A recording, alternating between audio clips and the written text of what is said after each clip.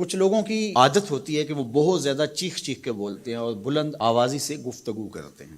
یہ عادت بچپن سے انسان کے اندر پیدا ہو جاتی ہے، پھر آہستہ آہستہ آہستہ آہستہ یہ زندگی کا حصہ بن جاتی ہے.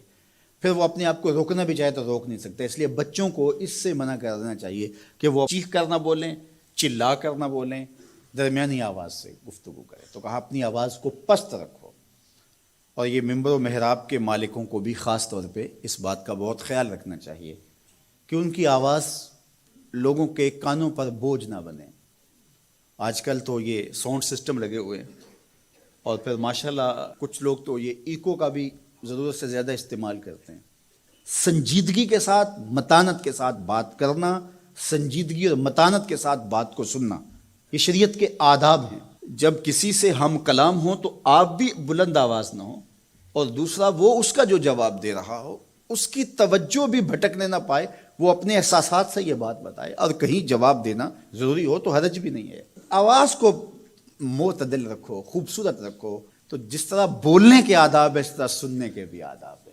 ویسے ماہرین کہتے ہیں کہ تیز آوازیں بندہ پونے گھنٹے سے زیادہ نہیں سن سکتا، یعنی اس کا سٹیمنا جو ہے وہ اتنا ہی ہے کہ وہ اتنا سن لے. برداشت کر لے اس کے بعد وہ تو الگ بات ہے، لیکن یہ ہے کہ وہ جو آسانی کے ساتھ سن سکتا ہے اتنے ہی سن سکتا ہے. تو اس لیے یہ جو لیکچر بھی ہوتے ہیں جو دنیا کی بڑی یونیورسٹی ہیں وہاں بھی انہوں نے لاکھوں روپے دے کر کے دنیا کے ماہرین بلائے ہوتے ہیں مختلف مضامین پر، لیکن پیریڈ کا دورانیہ یہ نہیں ہوتا وہ 3 گھنٹے کا لیکچر دے رہے ہوں. انسان کی جو ہے وہ ایک کیپیسٹی ہے، اس سے آگے نہیں وہ بڑھ سکتا. اور مجھے بتائیے انسان کو بنانے والے سے بہتر کون بتائے گا؟ قرآن بتاتا ہے. کیا بتاتا ہے؟ وَغْضُضْ مِنْ صَوْتِكَ، اپنی آواز کو پست رکھو.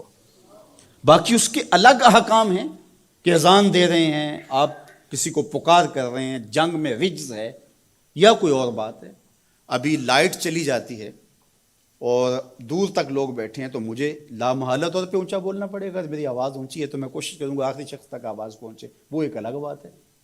لیکن اب یہ آواز ایسے ہی سب تک پہنچ رہی ہے. تو ان آداب کو جب ہم سمجھتے نہیں ہیں تو اپنی بات کو کچھ لوگ سمجھتے ہیں کہ زور سے بولیں گے تو لوگوں کے اندر بات اترے گی. ایسا نہیں ہے. بات زور سے بولنے سے نہیں اترتی، بات دلیل سے اترتی ہے. رومی علیہ رحمہ فرماتے ہیں کہ بادلوں کے گرجنے سے نہیں، پھول کھلتے ہیں بارش کے برسنے سے. تو بارش برسے گی تو پھر پھول کھلیں گے، بلکہ وہ جتنی آہستہ آہستہ برسے گی اتنی ہی جذب ہوتی چلی جائے گی. سہج پکے سو میٹھا ہو.